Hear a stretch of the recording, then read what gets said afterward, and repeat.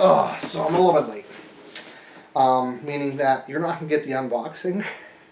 You're going to get the overview. So I was looking for an ATX board, a B360 chipset, and not a lot of money. And I came up with the Biostar B360 GT5S Racing Edition. Biostar is not known for the high end. They definitely are more budget oriented. That being said, this is a budget build. We're slapping an i3 in it. So again, I think I spent like $66 in this board, so I don't need high-end VRM, I don't need SLI, I don't need a million fan headers. But we're going to go ahead and I'm going to show you what did come in this box for the most part, and then show you guys the board. Don't mind, there's already a CPU and heatsink installed though. But come on, I think it's actually going to be pretty interesting. So this is what the box looks like.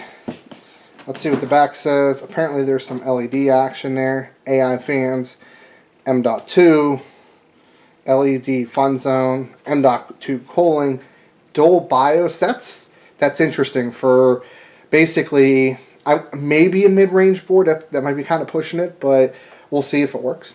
We do have two USB 2s. Let's see, what's number 9? USB 3.1. Number 6 is USB 3.1 Type A. We have a Type C, HDMI, VGA, and DisplayPort, or DVI DisplayPort. Yeah, it is DisplayPort. No, HDMI. Almost looks like DisplayPort on here, though. And then standard 6.0 surround. So, nothing super crazy. As for what comes in the board, I don't think this was an open box, but I question it. Because there was no anti-static, but it could have just been oversight. There was actually 4 of these in there, SATA connectors. I only have 2 left because I used it on this build. And then documentation, very simple. Now, the board itself. I got a mess going on over here, so bear with me. So, this is the board in all of its glory. So, we have 4 RAM slots. So, that was important. I wanted 4 slots. We have 6 on the SATA side. We have 8-pin power, so you could drop, potentially an 8700 without too much difficulty. We have some VRM cooling here. We have nothing up here, so just keep that in mind, not doing any kind of overclocking. Some sort of audio boost. This has LEDs going down the side here. And then, fan header. Oh, dual BIOS switch down here. Interesting. Fan header, so 1, 2, 3 CPU. And then a bunch of RGB LED stuff. So we have essentially 3 plus the CPU. Very impressive for a board of this price. Then you have actually retention for PCI Express. There's your M.2. There's your VRM heatsink there. Oh, here's an M.2. So this has 2 M.2s. And this isn't actually like a cooler for it. So, I'm going to look something up. I'm going to be back in 1 second, guys. I want to take a look at something. So I want to show you guys this. So when I go to refunds and returns, 3-year warranty. So that tells me it's new. Also, nothing there says open box. And that is what I paid for it. So, oh no, that's cheaper than what I paid. Darn it, I paid more money than that for it. But if this works, this could potentially be a really good buy. So, we got, what is this? The Biostar B350 GT5S right here. It's new, at least according to even my receipt that it's new.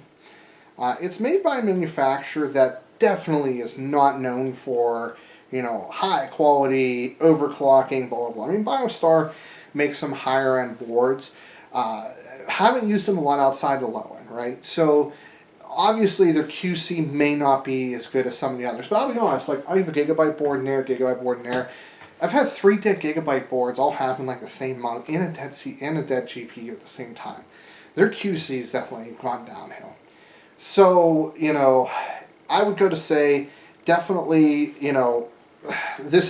I would buy this in the scenario that I have right here, which is, I want a really nice board for this i3.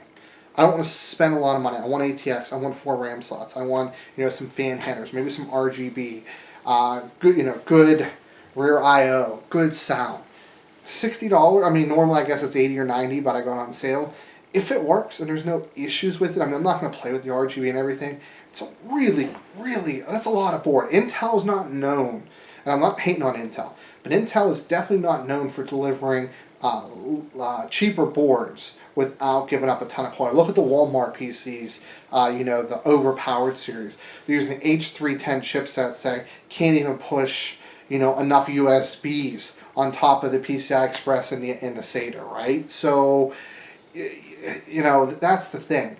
This, being a B360 chipset, I think if it works, I'm going to say if you need a B360 board on a budget, full ATX board, as long as this doesn't have a lot of DOAs, I would say buy it if it's, say, like $80 or less.